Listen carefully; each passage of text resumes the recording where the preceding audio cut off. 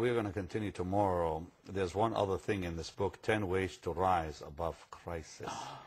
Maybe we can touch on this tomorrow. Yes. Dear Dr. Myles Munroe has donated 1,000 books only to our ministry. Yes. There's only 1,000 of these. And of course, they're in bookstores too, or will be in bookstores, correct? This is the first place where they are being released publicly. Right this here. show right now. Okay. So your partners and those who want it, if they call in right now and make a commitment, as a matter of fact, to support this ministry, we're going to give this book to them as a token of our appreciation for their supporting the Ben Hinn ministry. That's so sweet of you. For $30, a gift of $30, we'll send this to you. And then you have another book. Both of them are brand new. The Principles and Benefits of Change. Yes. What's in this one? Ooh, that's the one that deals with the fact that change is a blessing, not a curse. And that we should maximize change, not be afraid of change. Ooh, can we talk about this on Wednesday? Absolutely, yes. All right. Now listen, each for 30, both for 50. Call today. And this is, well, now this book hasn't come out either yet. This is coming out the end of the month, so they'll both be out this month. But this is the first place they can get them. First place they can get them right here. Okay. Call now. The number is on the screen. Do it right away. Oh, this is powerful. I am really enjoying listening to you. You are always such a blessing. Thank you. You are a very, you inspire people. Thank you. No, me too. I mean, I love listening to you. It's called God breath.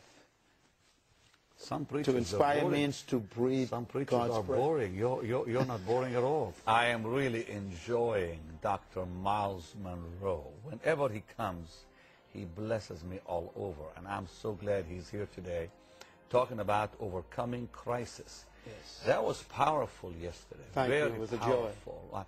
And I want to continue today talking about what do you mean, by the way, in your book.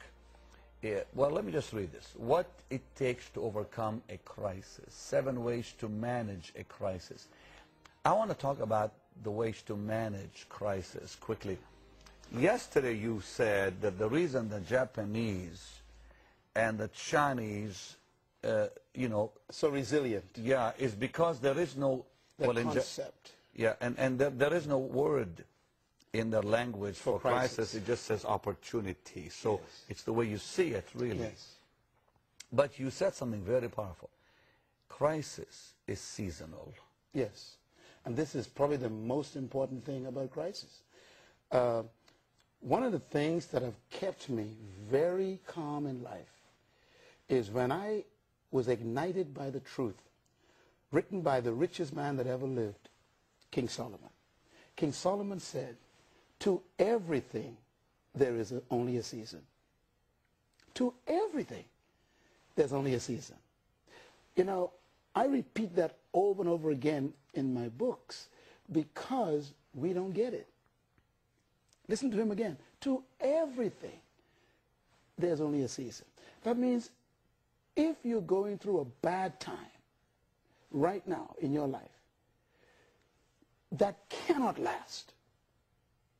Because everything only has a season. And you said something very powerful yesterday. You said we are to expect This is why crisis. Exactly. And that's really one way to overcome them, is expect them because they're a part of life. You know, this is why people become depressed. Depression is a result of the expectation that things will never change. Boy, how true that is. If you are able to expect change and then prepare to manage it when it comes, change will never catch you off guard and destroy you. Can we talk about managing? Yes. Now, in your book, This you is say very seven ways to manage a crisis. Yes. Give me just some. 7 ways. In this book, in chapter 7, we talk about how to manage crisis. Pastor Benny, first of all, I believe that the reason God created man was for management. Really? I have never heard it put that way. When I read the Bible, people normally think I'm reading a different Bible. Let me read what was on God's mind when he made you. And I think this will help you going through this economic crisis right now. In the book of Genesis, I'm going to show you a verse you never saw before. Please. I've read and reread and reread. Me and too, reread until the I Bible. found it. It says in Genesis chapter 2, it says, when the Lord God made the earth heavens, no shrub of the field had yet appeared on the earth, and no plant of the field had yet sprung up. Why? Because the Lord God had not allowed it to rain on the earth. Why? Because there was no man to manage the earth. Now, that's a verse you and I never saw. Marvelous. This is powerful to me. First of all, God had a beautiful planet, but he didn't allow anything to grow, nothing to spring forth, nothing to emerge, nothing to prosper, because there was no manager. Okay, a few things I learned from this. Number one, God will never allow growth where there is no management. Wow, wow, wow. So instead of praying for things from God, pray for the management ability. Secondly, God will withhold things from you if you cannot manage them.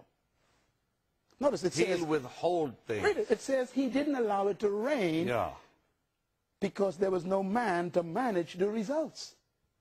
So the next verse says, and therefore God formed the man from dust of the ground and breathed into his nostrils the breath of life. In other words, God had a beautiful planet.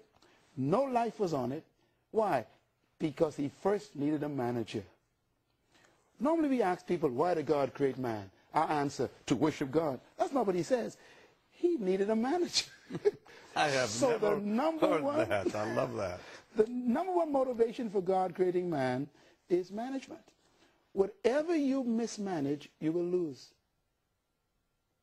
That is powerful. That's why management is so important in this process. Whatever you do not manage, you lose. In other words, God will never give you what you pray for. He will only give you what you can manage. You pray for a new house, and God's looking at the apartment that's unkept. So he only gives you what you've proven you could manage. Some people get jealous of your ministry, but they don't understand the machinery behind this ministry to manage all that's necessary here. And the day you mismanage this ministry, you will lose it. Absolutely. That's If you mismanage your body, you lose it. If you mismanage your marriage, you lose it. If you mismanage your children, you lose them. If you mismanage your money, it goes away. When you think about the present crisis in the world today, some CEOs mismanaged the process of mortgage qualification. And what happens? The whole world has been destroyed. When you mismanage anything, you lose it. And so in crisis is a result of mismanagement. And the way you correct a crisis is management.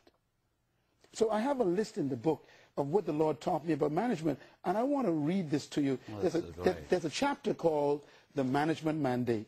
Please read it.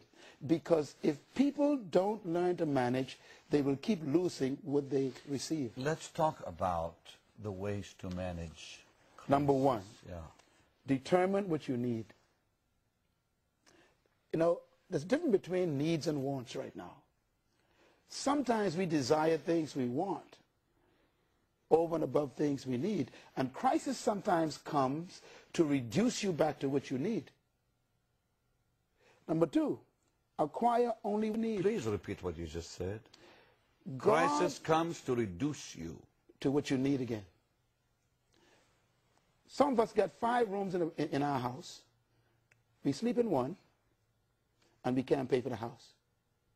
God would allow a crisis to foreclose on that house because you are living in this house, not sleeping with your family. Your children are in disarray because you work so hard to keep this house, and you lose the home. So God will cause you to have your home repossessed to bring you back to the basics: relationships, family, love, patience, kindness, goodness. Sometimes we curse the crisis. God is saying, no, it's me. A lot of people for the first time right now are finally recognizing their spouses. Why? They lost their job. They finally got to talk to each other. Say what you said yesterday, that God is the one who actually causes those crises. You know,